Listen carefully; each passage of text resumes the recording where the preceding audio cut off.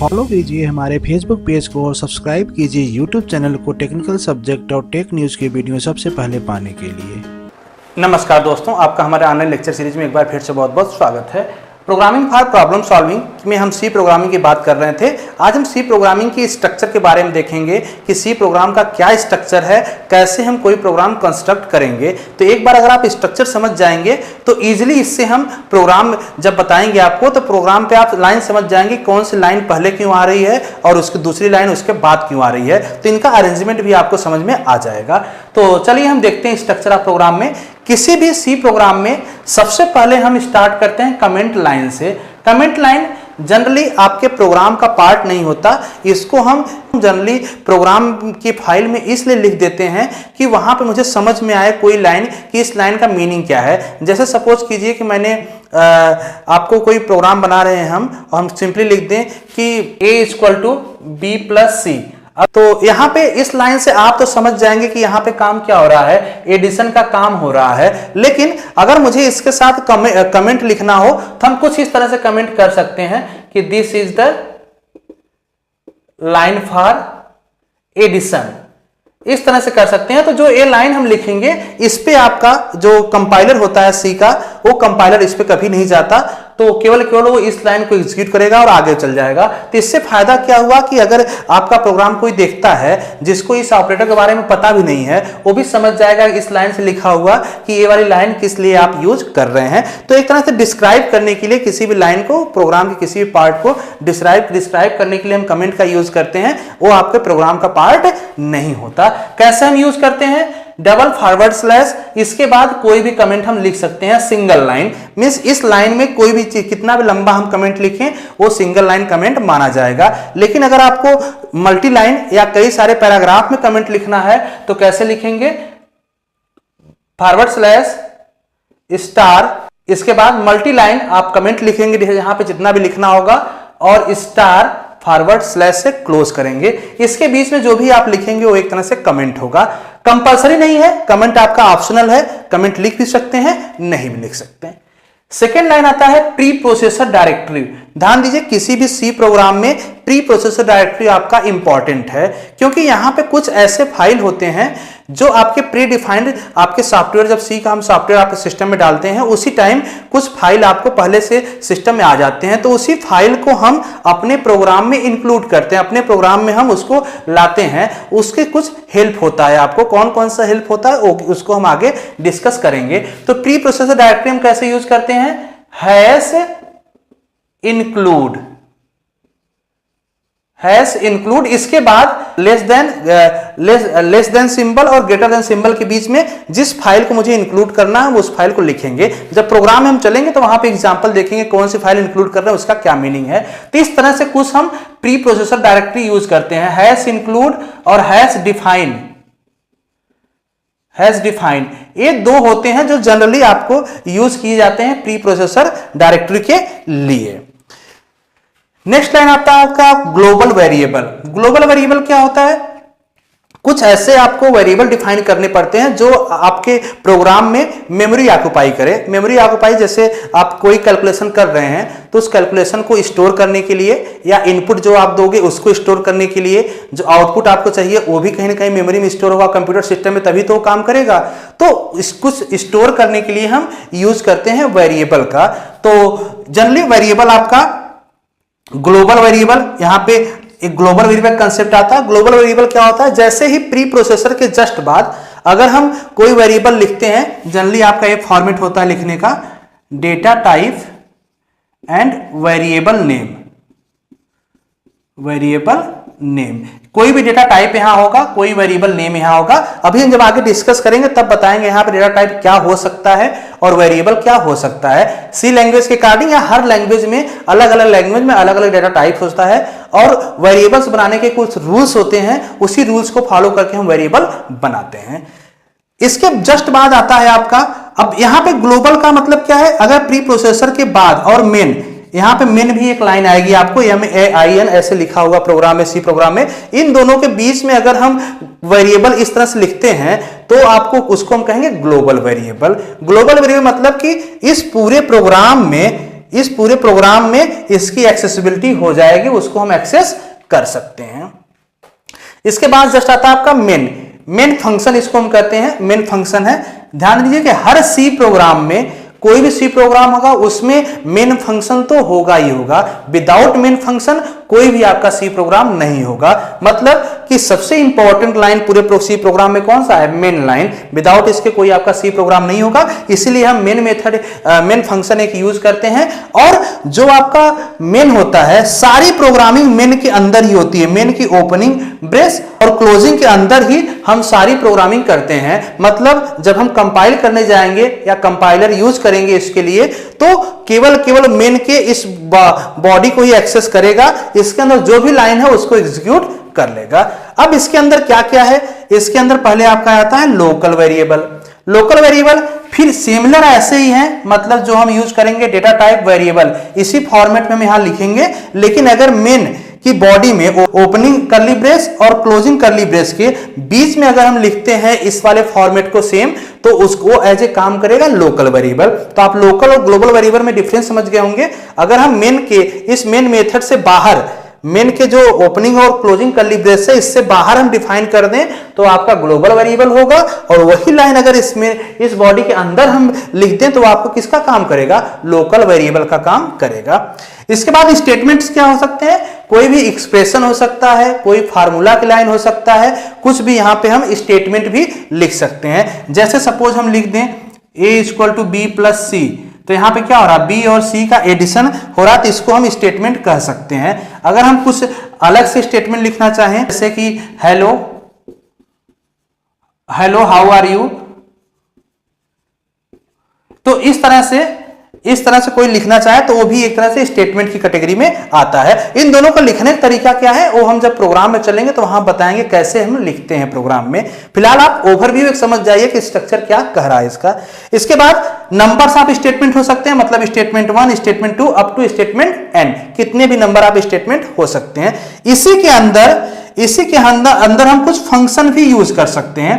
Function मतलब जल्दी आपका कोई भी फंक्शन नेम होगा, जैसे ये क्या है?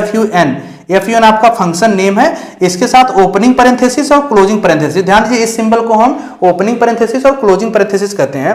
ओपनिंग पैरेंथेसिस अगर ये सिंबल लगता है तो ये आपका क्या हो जाएगा? एज ए फंक्शन काम करेगा।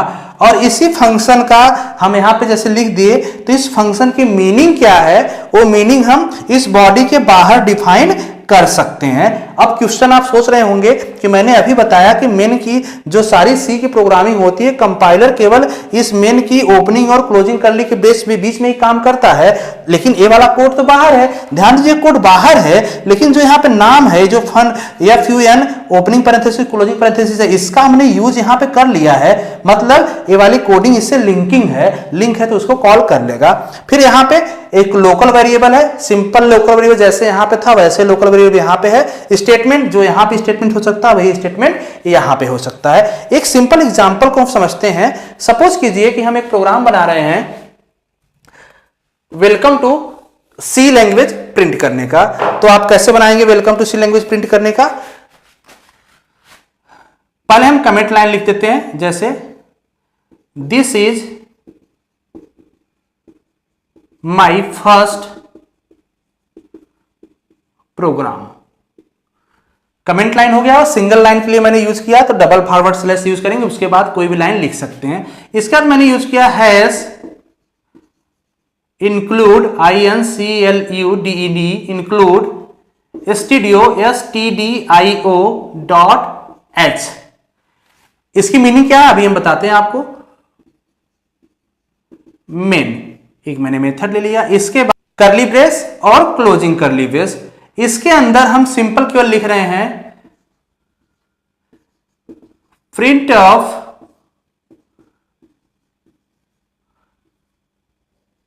वेलकम टू सी लैंग्वेज और सेमी कॉलन। यहां पे केवल हम इतना लिखे। अब इससे आप कंपेयर कीजिए कौन कौन सी लाइन यहां पे है, कौन कौन सी लाइन मिस हुआ।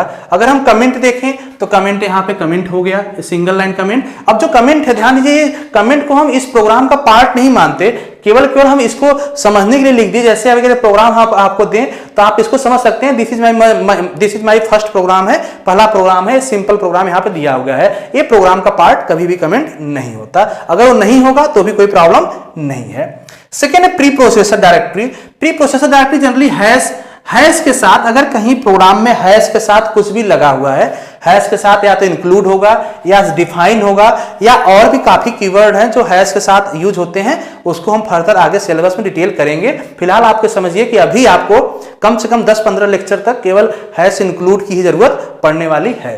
तो हैश इंक्लूड है, यहां पे जैसे मैंने बताया था कि यहां पे हम कोई फाइल कॉल करते हैं, इसे हम कहते हैं हेडर फाइल। जो .h होता है, .h मींस हेडर फाइल। कौन सी हेडर फाइल कॉल कर रहे हैं हम? stdio। stdio का मतलब होता है स्टैंडर्ड इनपुट आउटपुट, और .h मींस हेडर फाइल। तो टोटल हम एक साथ कह सकते हैं standard input output header file. तो ये जो फाइल होता है इसको हमने क्या किया, इस प्रोग्राम में इंक्लूड कर लिया। इंक्लूड मतलब क्या है, ये बना बनाया पहले का फाइल है, जैसे आप सॉफ्टवेयर अपने सिस्टम में डालोगे वहां पे ये फाइल पहुंच चुकी होगी, उसी फाइल को हम इस प्रोग्राम में क्या किए, कॉल कर लिए, यूज कर लिए। तो काम क्या करेगा, स्टैंडर्ड इनपुट आउटपुट नाम ही है इसका, मतलब प्रोग्राम में इनपुट लेना और प्रोग्राम से आउटपुट देना, इन दोनों पे कंट्रोलिंग कौन करेगा, कंट्रोलिंग करेगा आपका studio.h। तो अब आपको ये चीज क्लियर हो गया होगा, अगर प्रोग्राम में कुछ इनपुट लेगा और प्रोग्राम आपका कुछ आउटपुट दे रहा है, मतलब आपका studio.h वहां पे होना चाहिए। अगर studio.h नहीं है, ना तो प्रोग्राम आपका कोई इनपुट लेगा, ना तो प्रोग्राम कोई आपका आउटपुट देगा। इसके बाद आता है वायर्ड मेन लाइन, जो मैंने बताया कि मेन लाइन। अब इस पे हमने आ गया, यहां पे देखिए ग्लोबल वेरिएबल हमने यहां पे मिसिंग कर दिया। तो जरूरी नहीं है कि ग्लोबल वेरिएबल आपके हर प्रोग्राम में हो, तो ग्लोबल वेरिएबल जब जरूरत होगी तो हम लिखेंगे, नहीं जरूरत है तो हम नहीं लिखेंगे। डायरेक्टली हम आ गए मेन वाली लाइन को। मेन वाली लाइन को हम ऐसे लिखते हैं वायर्ड मेन। अब ध्यान दीजिए यहां पे आया वायर्ड और मेन हम ऐसे लिखेंगे। इस वायर्ड की मीनिंग जो है सिंपली एक रिटर्न टाइप होता है।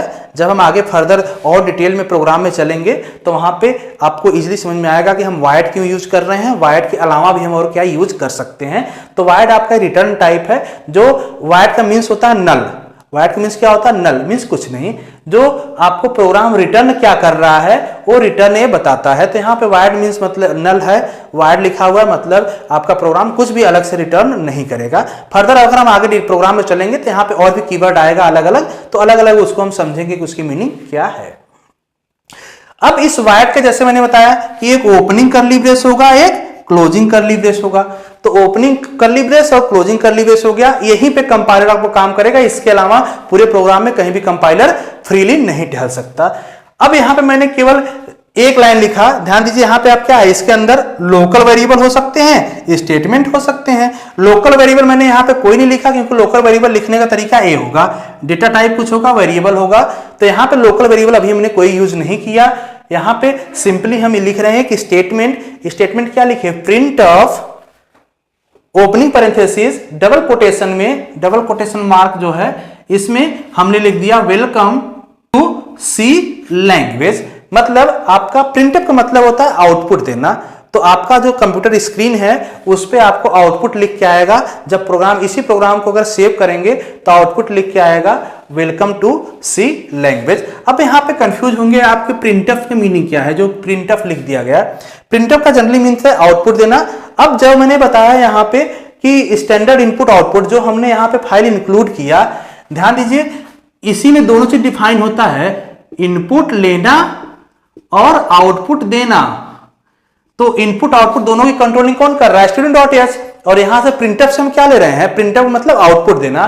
तो आउटपुट देना, तो ये वाली student.h कंट्रोल किसको कर रहा है, प्रिंटअप वाली लाइन को कंट्रोल कर रहा है। यहां पे हम प्रोग्राम में इनपुट कुछ नहीं ले रहे हैं अभी। जब इनपुट हम लेंगे तो आगे प्रोग्राम में बताएंगे इनपुट कैसे हम लेते हैं। फिलहाल इस प्रोग्राम में हम केवल मैसेज प्रिंट कर रहे हैं वेलकम टू सी। अब करना क्या है आपको, ये प्रोग्राम आप टर्बो सी सॉफ्टवेयर यूज करेंगे या कोड ब्लॉक, जैसे हम यहाँ पे कोड ब्लॉक यूज करेंगे। इसके प्रीवियस लेक्चर में मैंने बताया भी था कोड ब्लॉक कैसे यूज करना है, कैसे उसको इंस्टॉल करना है।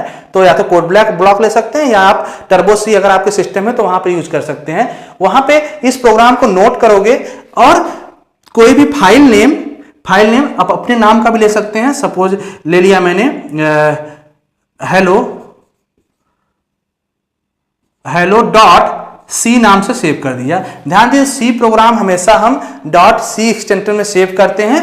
दूसरा एक्सटेंशन होता है डॉट CPP, इसमें भी हम सेव कर सकते हैं, कोई भी प्रॉब्लम नहीं है। तो डॉट सी या डॉट CPP में हम सेव कर सकते हैं आपका।